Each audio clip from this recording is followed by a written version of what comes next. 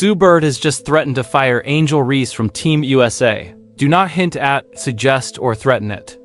Bird is now the managing director of Team USA, and she examined everything Reese had been doing this offseason. The red carpets, the podcast rants, the wage complaints, she drew a line. What she actually said would most likely surprise you because legends rarely express themselves publicly. While all of this is going on, Caitlin Clark is someplace at a gym. No cameras, only representatives.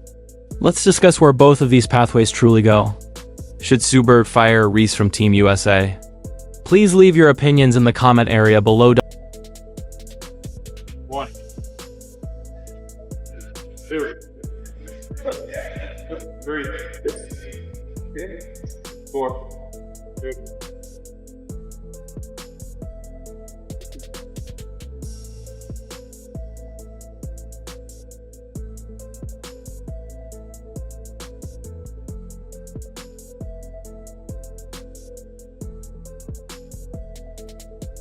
Here's an odd question. When was the last time you saw Angel Reese just play basketball? You did not see a rehearsed highlight or a clip that cut away just before the miss. Just true basketball. Look through her off-season stuff and try to discover it. It is not there. What's there? Red carpets, costumes, and podcast appearances where she discusses everything but her jump shooting. Instagram posts that go up, gain attention, and then discreetly removed when the comments become offensive. There's a steady stream of complaints about WNBA wages, portrayed as if she is leading a movement, but it often comes across as someone who has understood that controversy generates attention. You post that, you're looking for all of the comments. Why post the photo? If you don't want the likes, the comments, the thirst, the simps, the haters, the all of the above, don't post the photo. Look, none of this is necessarily a problem. Players create brands. That is real. When done right, it's a wise choice. Endorsement deals, media presence, and public profile all important. And the best players in the league understand how to manage it all. So simply showing up on a red carpet is not the issue. The problem is what's missing on the opposite end of the scale. Because this is when things become interesting. Some of Reese's own followers, who were so enthused about her that they spent money on her Reebok shoes, are now requesting refunds. This is more than simply a dismal week on social media. People who invested in the brand have decided that the product isn't meeting their expectations. And when that happens, it's worth paying attention because supporters who request refunds are fans who were genuinely disappointed.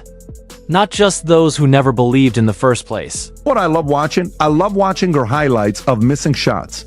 She's got to be the worst shooter you've met in your life. But go, Rob, just go, give this feedback. Give this feedback here. Go for it. Season 2, I can't wait to work with you some more. The biggest advice I have for you is going to be how you shoot your layups, period. Layups? Bang! What do you mean? She's our double-double queen! Bang! What they say, if it's broke, don't fix it! Bang! Teaching Angel Reese to make a layup is like teaching an old dog a new trick. It ain't gonna work! Bang! Hey, welcome to McDonald's. What can I get you? Have the Angel Reese McBang! Picture the scene. You buy a player's shoes because you believe in her abilities on the court. You've seen the highlights. You have seen the posts. You are in. Then the off-season arrives and your feed is flooded with fashion stuff and salary rants, with nothing resembling a player improving. At some point, you start wondering what you really paid for. This conversation also includes the workout clips. There have been several gym posts. There always is. However, if you look closely, they are sliced in a very unique way. You're seeing the makes. You are not seeing the entire session. There is a significant difference between showcasing your work and showing merely the version of your work that appears appealing. People notice the difference more than some athletes do. A lot of the videos we see with Caitlin Clark, she's got actual men, grown men out there in her face trying to keep her from making shots and this and that and the other. There's not a lot of hands in Angel Reese's face here. And I am confused by the fact that she's trying to become this long-range player, it looks like. This is... she plays under the basket, or we thought she was. playing under the basket. Salary rhetoric is also causing damage. Reese has been pushing hard on WNBA compensation, which is a reasonable topic to discuss. The league's salary system is a serious issue that real players must address. However, the way she's been doing it loud, sharp, and casting herself as the face of the fight has reportedly caused friction in the CBA discussions rather than helping them progress. Veteran players across the league are not happy about it, and it's a problem when veterans don't support you on the issue you claim to lead. So, what exactly does Angel Reese's offseason look like?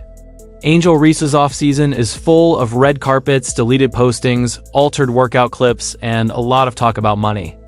She's focusing on everything except the one thing that actually matters: honing her basketball talents. Reese has been vocal about her low WNBA salary, revealing her $74,000 a year salary doesn't cover rent, stating on Instagram Live, "I just hope you know that the WNBA doesn't pay my bills at all. I don't even think they pay one of my bills." Reese's financial struggles stem from WNBA salary not matching her past earnings, as her NIL valuation at LSU was $1.8 million, bolstered by deals with Reebok, PlayStation, McDonald's, and Coach, while a 4-year rookie deal was $324,000 with $74,000 due next season. I just hope y'all know the WNBA don't pay my bills at all. I don't even think that pays one of my bills. Let me do the math real quick. It might cover that. Yeah, it covers that. It definitely covers that. What is I don't even know my salary. And while all of this is going on, another player is out there doing charitable work, playing golf, spending time with the people she loves about, and quietly working hard in the gym. There's no drama attached, and no posts are planned to go viral. Caitlin Clark is simply working, and the difference between the two approaches will become apparent in a very tangible way. Sue Bird isn't one to hurl words about. She won 4 WNBA titles, 5 Olympic gold medals, and played professional basketball for many years, always making the correct move at the right moment. So when she stands up and speaks publicly about a younger player's priorities, the league stops and listens. And what she said was really direct. Basketball has to be the major focus. Your business, podcasting, or red carpet itinerary should not be the main focus. Basketball. She wasn't whispering it either. She put it out there in a way that was clearly intended at the discourse around Reese's offseason. And everyone in the sport knew precisely what she was referring to. Really fun, rewarding, and also interesting to watch these younger athletes step into their professional careers. Obviously, Caitlin and Angel are 2 great examples. This is where things become interesting, though. Bird isn't merely a retired legend with strong views. She is the managing director of Team USA. This is a respectable position with great power. She selects who joins the national team program, who remains on the roster, and, yes, who is eliminated. This is not a podcast take. These decisions are her responsibility. So let's talk about what Team USA means to a player like Reese. It's not just a jersey you can wear during the summer. It's a platform that allows you to reach a global audience. It's a revenue stream linked to your endorsement value. It's a career booster that raises your profile beyond what your Damba team can do for you. Losing that slot has an impact on more than just your feelings. It cuts right to the brand that Reese has spent the whole offseason developing. The math on that is terrible. Like so much earlier, these athletes are thinking about themselves as businesses, as brands. And it's amazing because they're carrying that with them to the WNBA, and so everything's just big. Bird's point was mostly a basketball player. Everything Reese is doing right now, appearances, deals, and media presence, is only possible because he is a basketball player. That is the foundation. And if the foundation begins to break because the basketball is not taken seriously, the entire structure collapses. Red carpets do not book themselves for former basketball players. And Bird has seen this happen before. She competed in this league for 2 decades. She witnessed players being sucked into the off-court machine, pursuing attention and gradually losing the sharpness that made them worth paying attention to in the first place. She isn't guessing that the situation is dangerous. She's seen it happen enough times to notice the early warning signals, which she's doing now with Reese. They're in that world. And so my only advice is usually just to make sure they keep basketball the main thing, because at the end of the day, that is your vehicle. It's your vehicle to, Angel Reese has a podcast.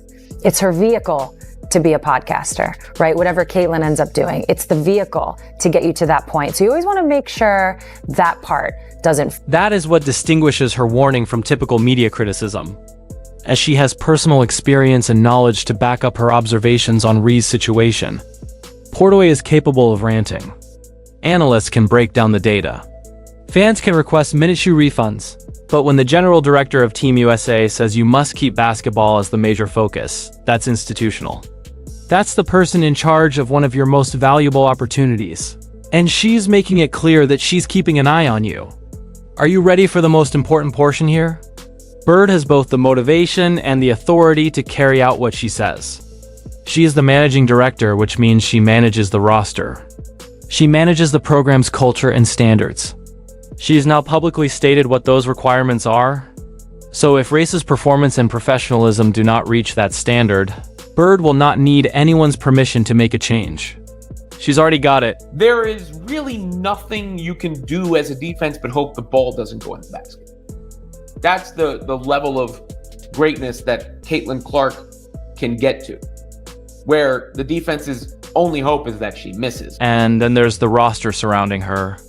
Lexi Hull, Aaliyah Boston, Kelsey Mitchell, and Sophie Cunningham. This is a team that can genuinely compete.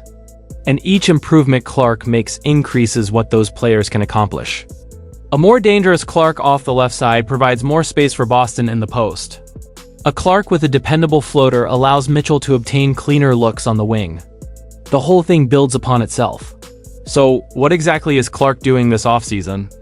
Shooting accuracy with a mid-range floater in the left hand. Genuine solutions to genuine weaknesses. And none of this appears in an Instagram post.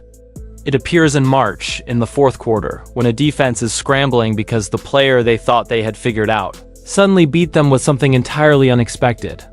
Here's the difference between being loud and excellent. It's not really about personality. Some of the best players of all time are quite loud. Some are widely shared on social media. The difference is whether basketball remains the driving force behind everything or whether it is just another post. Clark is creating something that becomes more difficult to halt each year. Reese is creating something that requires constant outside fuel to function, which is delicate, especially since Sue Bird has real influence over her national team status. The 2026 season will provide an answer to all of this on the court. The Fever is definitely worth watching. Leave a comment about who you believe will emerge from 2026 looking better than when they entered. Should Sue Bird fire Ree be on Team USA? Please share your ideas in the comments section. Like, subscribe, and enable all notifications so you never miss out. Please click the video on the screen and we will see you in the next one.